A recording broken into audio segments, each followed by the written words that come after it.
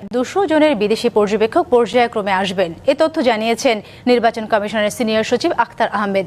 বিকেলে রাজধানী আগারগাঁওয়ে ইসি সচিবালয়ে তিনি বলেন, ইউরোপীয় ইউনিয়নের সাথে ত্রিপক্ষীয় চুক্তির আওতায় তাদের প্রয়োজনীয় সুযোগ সুবিধা দেওয়া হবে। এ সময় সাংবাদিকদের প্রশ্নের জবাবে ইসি সচিব বলেন, প্রার্থীদের নিরাপত্তার বিষয়ে সবাই একমত, তবে বৈধ অস্ত্র জমা দেওয়ার বিষয়ে এখনো সময় আছে। এছাড়া স্বরাষ্ট্র মন্ত্রণালয়ের সাথে এ বিষয়ে কোনো আলোচনা হয়নি।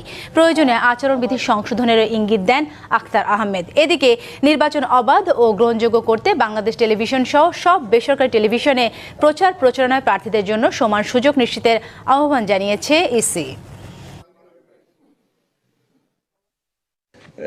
বিভিন্ন সময় over the period of time 175 থেকে 200 জনের মতন আসবেন, এটা আমাকে ধারণা দেওয়া হয়েছে। তো আমরা সবাই নিশ্চয়ই একমত যে নিরাপত্তার বিষয়টা প্রাধান্য পাক।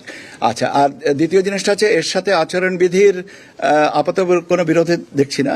যদি মনে করা হয় over the period of time আচরণবিধি এখানে কোনো জায়গায় সামান্য সংশোধন বা সংযোজন বা বিয়োজন বা অ্যাডজাস্টমেন্ট লাগবে, এটা করবো আমরা।